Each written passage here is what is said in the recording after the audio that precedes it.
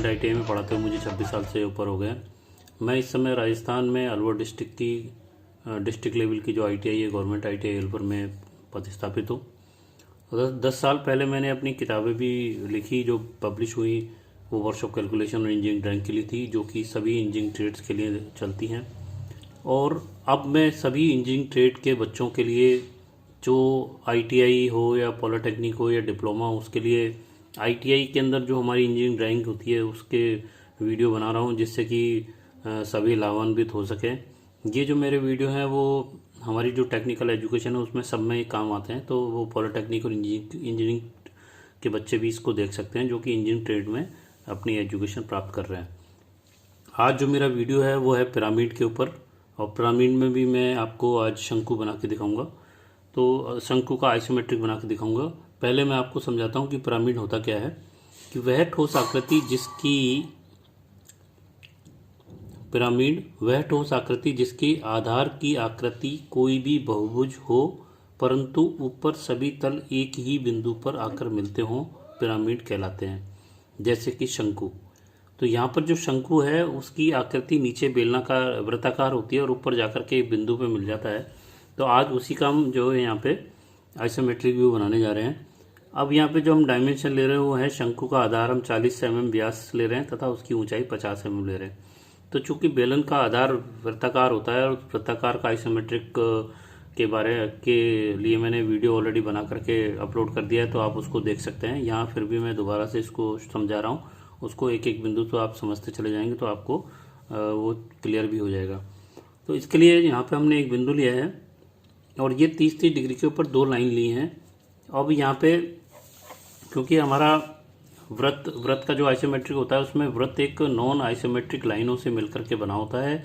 Non isometric line वो होती हैं जो कि हॉरिजॉन्टल या वर्टिकल के अलावा होती हैं। तो हमारा जो वृत्त होता है वो बहुत सारी तिरछी लाइनों से मिलकर के बना होता है, इसलिए उसको हम नॉन आइसोमेट्रिक फिगर कहेंगे। और नॉन आइसोमेट्रिक फिगर की ये विशेषता होती है कि उनके जो चित्र है वो डायरेक्ट हम नहीं बना सकते, उसके लिए हमको कम से कम पहले हमको बॉक्स में बंद करना ही पड़ता है।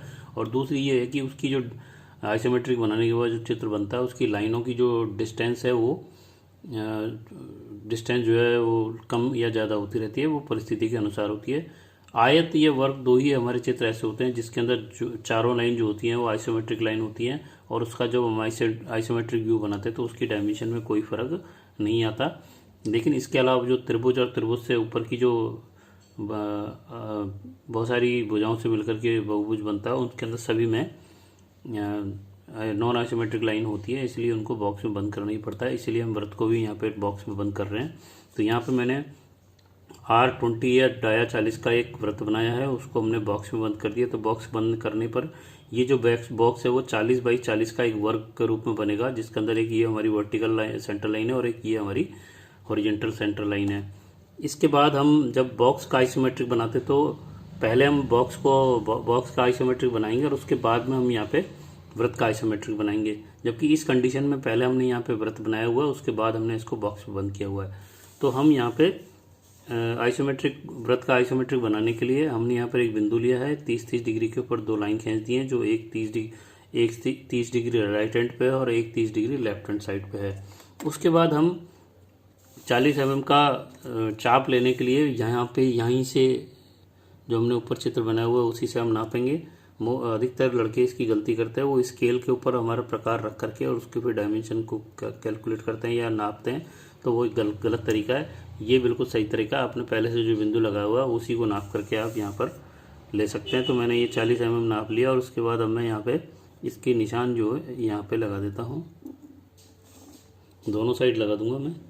और उसके बाद चाहे तो आप पैरेलल लाइन से बना सकते हो या यहाँ से ही हम दोनों चाप ऊपर इधर इस तरह से लगा देंगे। तो हमारा यहाँ पे आइसोमेट्रिक वर्ग का आइसोमेट्रिक बन जाएगा जो 40 बाई 40 का था। जैसे ही हम ये चाप लगाएंगे तो जहाँ चाप मिलेगा वहाँ पे हम बिंदु लगा देंगे। बिंदु लगाते समय उसको थोड़ा सा घुमा देंगे पेंसिल को, या पेन को मैं पेन से बना रहा हूँ क्योंकि ये चित्र पेंसिल से बनाने पर वीडियो साफ़ नहीं आता, इसलिए मुझे मजबूरी में पेन से बनाना पड़ रहा है। और ये पिंक कलर की लाइन मैं इसलिए बना रहा हूँ जिससे कि आपको ये याद रहे कि ये पिंक कलर की लाइन जो है गाइडलाइन के रूप में बनी हुई है, और गाइडलाइन हमेशा हल्की बननी चाहिए, जिसकी की बाद में ज़रूरत नहीं होने पर भी उसको हम छोड़ सकते हैं, और जो चित्र के अंदर हमको फाइनल बनाना होता है उसको हम डार्क कर सकते हैं। तो यहाँ ये पिंक लाइन सारी मेरी गाइडलाइन है। उसके बाद मैंने जैसे ये चाप लगा दिया, उसके बाद मैं यहाँ पे इन बिंदुओं को आपस में मिला दूंगा। मिलाने से पहले हमको चेक कर लेना चाहिए क्या मेरी पेंसिल और पेन उसी बिंदुओं से गुजर रहा है। तो मैंने यहाँ पे चेक कर लिया, मेरी पेन जो है उस गड्ढों में से ही गुजर रहा है जो मैंने यहाँ पे लगाए हुए थे।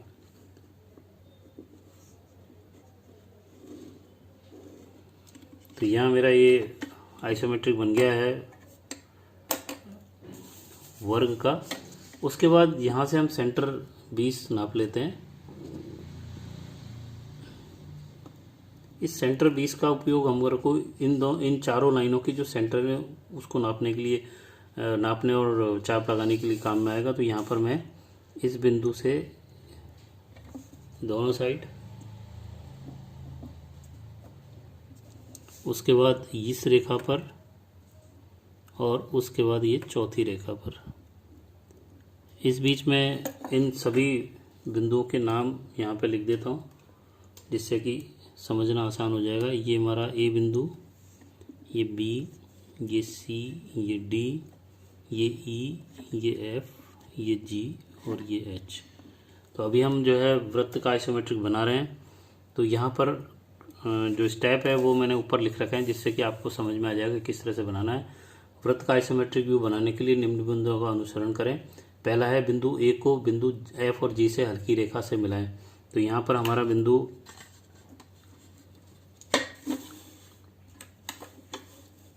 ए को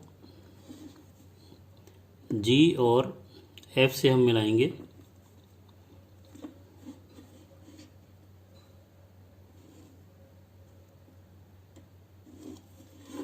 उसके बाद एफ को ए से मिलाएंगे।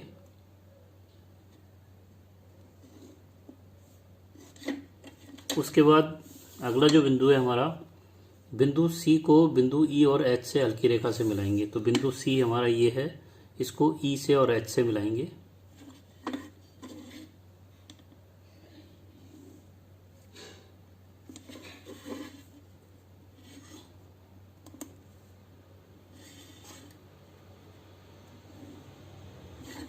उसके बाद अगला जो बिंदु है तीसरा, बिंदु डी को बिंदु बी से मिलाएंगे।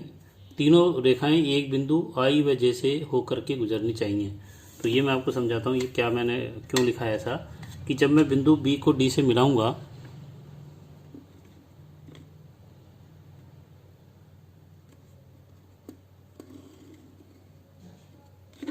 तो यहाँ मेरे आप देख रहे हैं कि ये तीनों लाइनें एक ही बिंदु से गुजर रहे हैं। जो इन बिंदुओं का नाम जो है आई और जे रख देते हैं।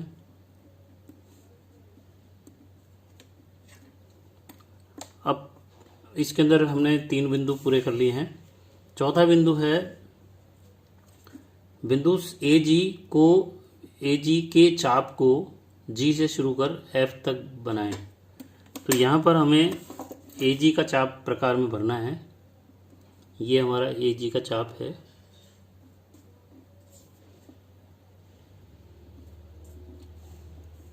और चूंकि ये हम शंकु बना रहे हैं इसलिए यहाँ कुछ डॉटेड लाइन आएंगी जिसका मेरे को पहले से पता है, इसलिए मैं यहाँ पे केवल डॉटेड लाइन बना के छोड़ रहा हूँ, जो लास्ट में आपको बताऊंगा कि ये डॉटेड लाइन क्यों आई है। इसके बाद अगला जो बिंदु है वो है सीई के चाप को ई से शुरू कर एच तक बनाएं। ये सी है, ये ई है, ये सी और ये ई। तो यहाँ हम सी को यहाँ रखेंगे प्रकार को, और ई से चाप घुमा करके एच तक इस तरह से ले जाएंगे। 2 चाप हमारे बन चुके हैं। इसके बाद हमारा अगला जो पॉइंट है वो है बिंदु सीई के चाप को, बिंदु आई एच के चाप को एच से लेकर जी तक बनाएं। आई और एच ये हमारा थोड़ा सा कठिन चाप होता है क्योंकि ये छोटा होता है। इस कंडीशन में आपको प्रकार को एक जगह रखना है और शीट को घुमाना है जिससे कि आपका चाप एकदम सही बन जाए। किस तरह से देखें आप, पहले यहाँ पे सेट कर लें इसको बिंदु पे और उसके बाद शीट को इस तरह से घुमा दें जिससे कि यहाँ पर आपको आपका जो चित्र है वो चाप हमारा सही बन जाए। ये डायमेंशन बढ़ गई है थोड़ी सी, यहाँ यही दिक्कत होती है क्योंकि छोटा चाप में अगर चाप हिल गया आपका तो। अब देखें इसी प्रकार यहाँ पर ये जे का और एफ का चाप लेंगे और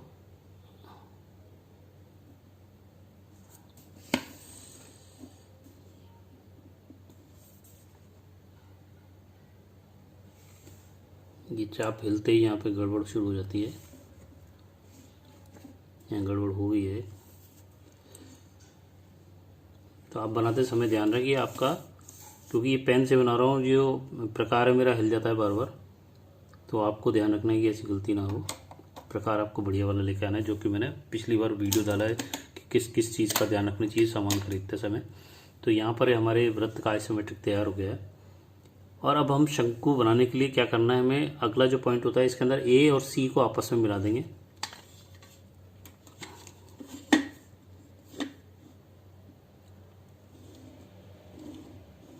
हल्की लाइन से मिलाएंगे तो हमारा ये जो बिंदु आएगा इसका नाम हम रख देंगे ओ। अब इस ओ बिंदु से जो शंकु की हाइट है उतना हम बिल्कुल स्ट्रेट ऊपर चले जाएंगे। तो हम यहाँ ओ बिंदु के ऊपर 50 हाइट लेने के लिए यहाँ से 1 2 3 4 और 5 यहाँ पे हमने ये बिंदु लगा दिया और इस बिंदु का नाम रख देते हैं ओ डैश। अब हमें मेन मुख्य बात अब ध्यान रखनी है कि यहाँ पर हमारी दो तिरछी स्पर्श रेखा आएंगी जो यहाँ से शुरू होकर के और यहाँ का जो वृत्त है उस वृत्त को स्पर्श करते हुए टच करते हुए बाहर निकलेगी। अधिकतर यहाँ पर बच्चे गलती करते ही करते हैं, वो यहाँ इस बिंदु से शुरू करके और यहाँ पर मिला देते हैं, जबकि यहाँ नहीं मिलती। ये हमको यहीं कहीं मिल जाएगी। इसको देखने का तरीका इस तरह से है, आप देख सकते हैं गौर से इसको। यहाँ पर आपका स्पर्श यहाँ से कर रहा है,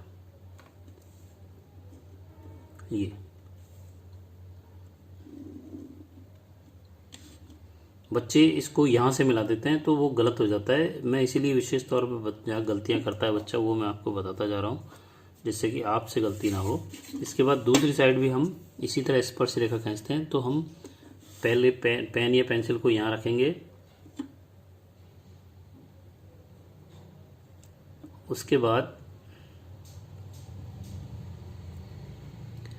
पेन या पेंसिल को इस बिंदु पर रखेंगे। उसके बाद यहाँ पर हमारा जो रोलर ड्राई या सेट स्क्वायर इसको सेट करके इस तरह से रखेंगे कि यहाँ पे स्पर्श रेखा पे ये टच हो। स्पर्श करते हुए इस वृत्त के जो आइसोमेट्रिक का ये वृत्त जो बना रखा हमने इसको स्पर्श करते हुए टच करते हुए यहाँ पे बन जाए। इस तरह से हमको यहाँ पर नहीं मिलाना है।